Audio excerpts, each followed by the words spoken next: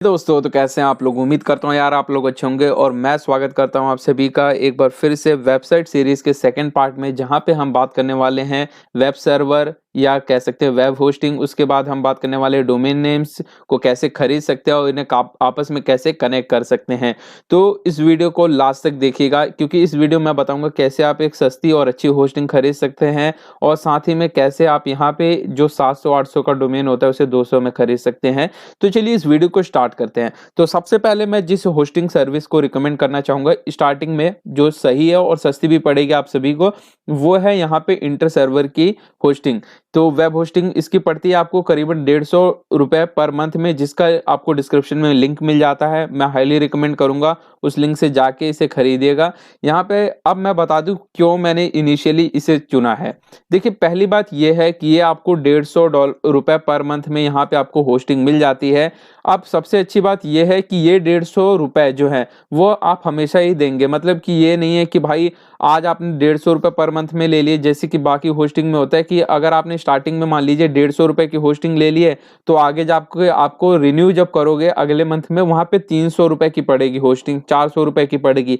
यहाँ पे ऐसा नहीं है, आपको 150 रुपए की होस्टिंग पड़ रही है तो अगले मंथ भी आपको 150 रुपए की ही होस्टिंग पड़ेगी, आपको उससे ज्यादा नहीं पे करने पड़ेंगे।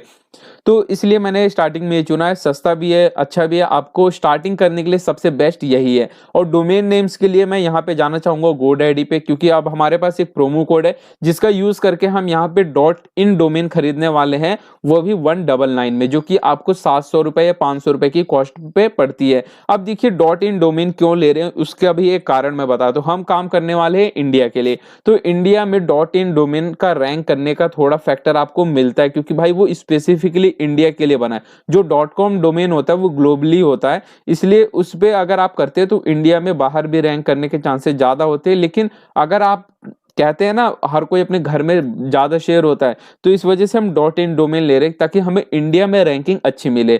तो रैंकिंग ये सारी चीजें बात की बात है, लेकिन फिर भी स्टार्टिंग के लिए आपको .in डोमेन लेके रखना पड़ेगा, क्योंकि आपका ही फायदा होगा इससे। क्योंकि अगर आप .com डोमेन ले लेते हैं फिर .in भी लेंगे तो महंगा पड़ेगा, तो इससे अच्छा हम .in डोमेन से यहाँ पे स्टार्ट करने वाले हैं। तो उम्मीद करता हूँ ये चीज आपको समझ में आ गई होगी कि क्यों हम इस जगह से ही होस्टिंग ले रहे हैं और क्यों हम यहाँ से GoDaddy से .in का डोमेन ले रहे हैं।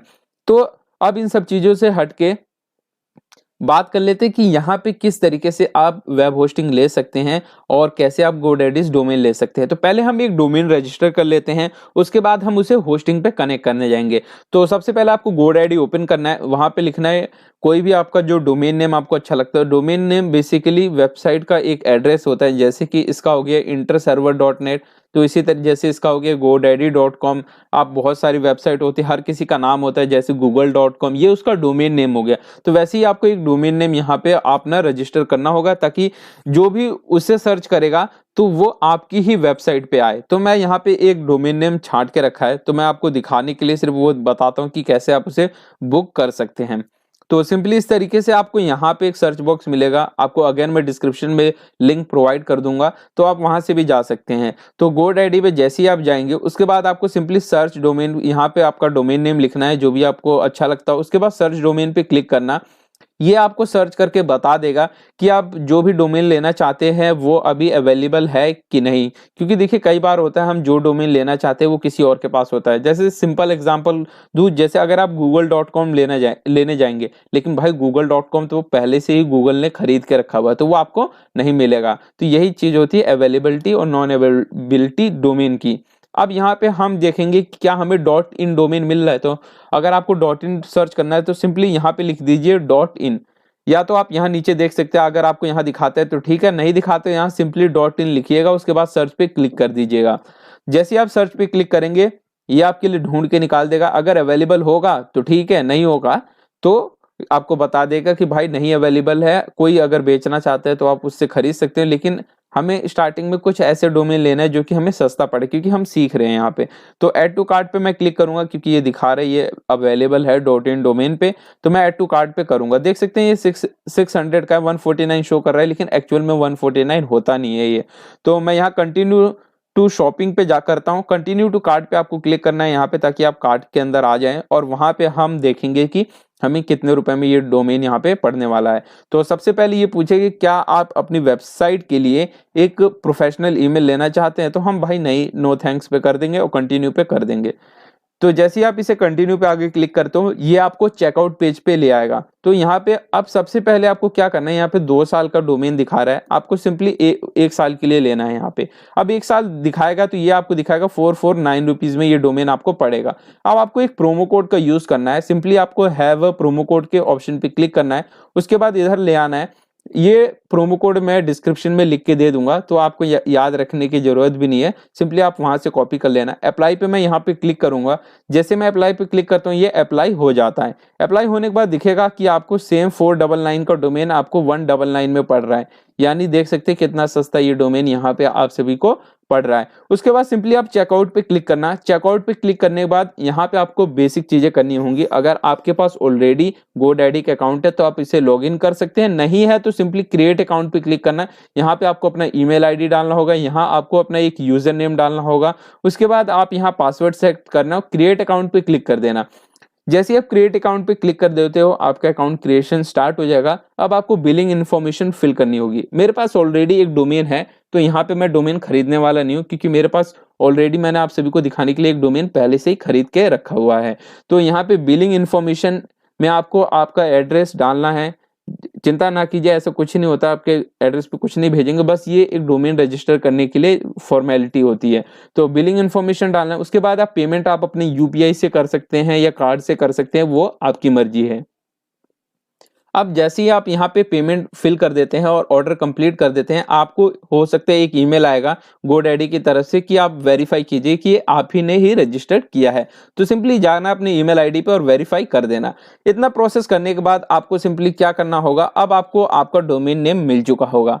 तो यहाँ पे मेरे पास ऑलरेडी मेरा डोमेन नेम है, तो मैं एक बार साइन इन करके आप सभी को दिखा देता हूँ।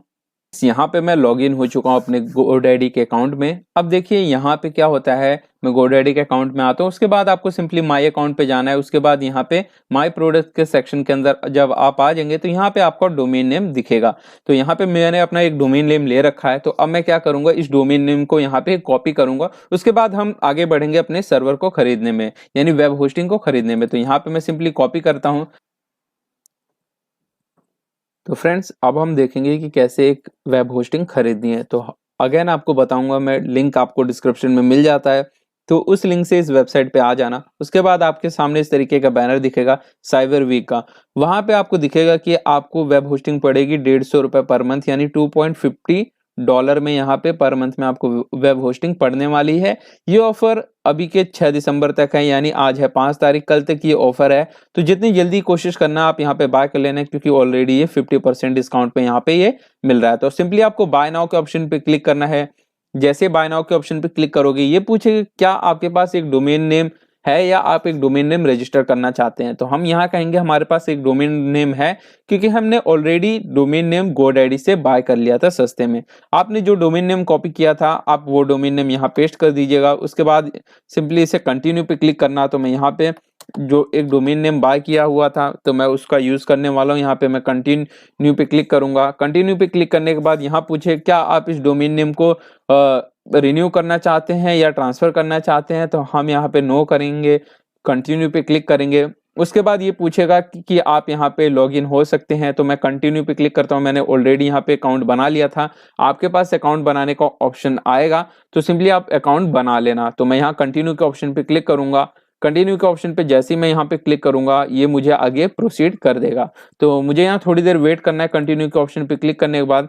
तो हम यहाँ थोड़ी देर वेट कर लेते हैं। उसके बाद ये पूछेगा कि आपको कितने दिन के लिए लेना है, लेकिन उससे पहले मैं एक छोटी सी चीज बता दूं। आपको स्टार्टिंग में ये USD में दिखाएगा, यानी US डॉलर में दिखाएगा। आपको यहाँ पे सिंपली ऊपर आना है और करेंसी को INR के अंदर कन्वर्ट कर लेना है। तो यहाँ पे USDT रहेगा, तो आपको यहाँ पे डॉलर के अंदर दिखेगा। तो डॉलर में तो आप अपने ATM कार्ड या पेपाल से पे कर सकते हैं, लेकिन अगर आप यहाँ पे INR यानी इंडियन रुपीस को सिलेक्ट करेंगे तो आप यहाँ से UPI से पेमेंट कर सकते हैं।